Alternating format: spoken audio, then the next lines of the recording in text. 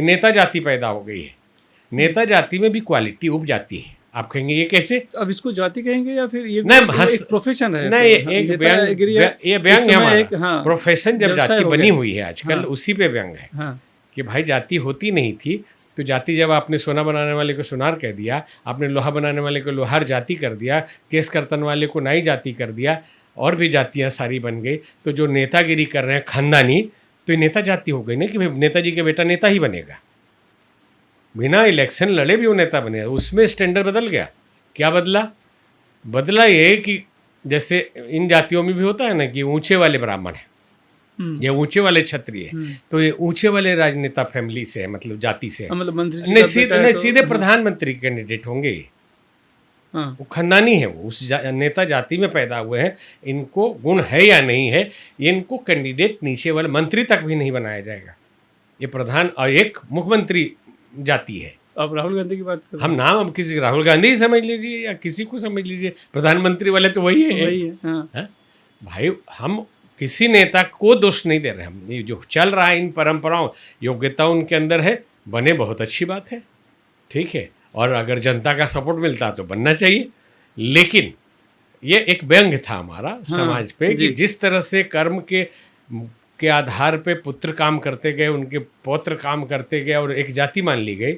हजारों कर्म के हिसाब से कार्य बहुत है, तो जितने कार्य हैं उतनी जातियां हैं आजकल, ठीक है। अब ये धागा बुनने वाले की जाति अलग हो गई, दूसरा काम कर, एक कोई जाति थोड़ी ही है भाई, ये तो काम है उसका। अब काम बदल गया।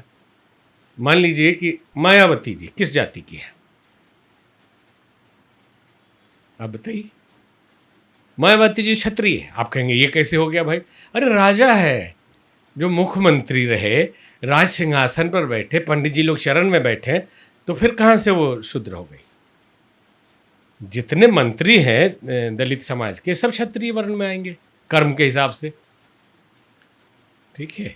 क्षत्रिय कर्म के हिसाब से आएंगे। हाँ, तो वर्ण तो क्षत्रिय हो गया ना। तो शासन आप कर रहे हैं, शासन चलाने वाला क्षत्रिय होता था, वो किसी भी। लेकिन वो तो हर बार माननीय मंत्री बनते हैं, फिर भी अपने आप को दलित ही मानते हैं। आप मानते हैं तो क्योंकि यही तो वोट बैंक है ना, इसी को खेल खेलना है और लोगों को उल्लू बनाना है।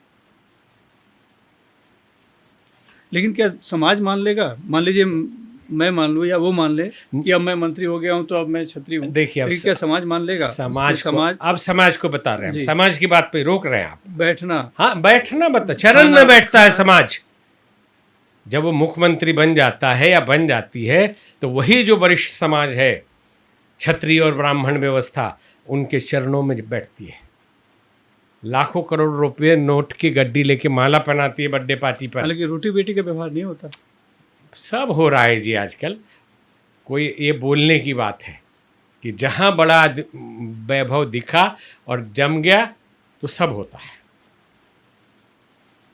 ठीक है। तो हम नहीं कहते कि नहीं होना चाहिए कि होना चाहिए। प्रश्न आपका केवल था कि सनातन ने नुकसान पहुंचाया। नहीं, सनातन को नहीं ठीक से समझने के कारण, राजनीतिक लाभ उठाने के लिए संकीर्ण मानसिकता रखने के कारण ये सारी घटनाएं घट रही हैं। इसमें सनातन का दोष नहीं है। इसलिए पवित्र सनातन को, सच्चे सनातन को श्रेष्ठ भारत पर खबरों से जुड़े रहने के लिए चैनल को सब्सक्राइब और लाइक करें, बेल आइकन दबाएं और देखते रहें श्रेष्ठ भारत।